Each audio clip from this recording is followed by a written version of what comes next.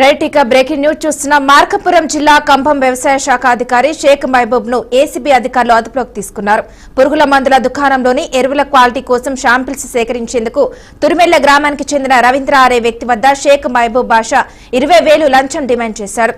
పక్కా సమాచారంతో ఏసీబీ అధికారులు వ్యవసాయ శాఖ అధికారి తన ఇంటిలో రవీంద్ర వద్ద లంచం తీసుకుంటూ ఉండగా రెడ్ హ్యాండెడ్ గా పట్టుకున్నారు. అనంతరం వ్యవసాయ శాఖ కార్యాలయానికి తరలించి విచారణ చేపట్టారు. షేక్ మహబూబ్ బాషాను అదుపులోకి తీసుకున్నట్లు ఏసీపీ ఇన్ఛార్జ్ డీఎస్పీ తెలిపారు.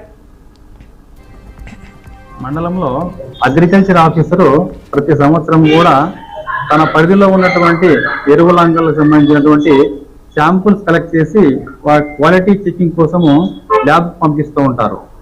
ఈ సంవత్సరం కూడా ఈ వ్యవసాయ అధికారి, ఈ ఖమ్మంలో పనిచేస్తున్నటువంటి వ్యవసాయ అధికారి షేక్ మహమ్మద్ గారు తుర్మెల గ్రామంలో ఉన్నటువంటి ఒక ఎరువుల అంగడికి సంబంధించిన వ్యక్తి రవీంద్ర కుమార్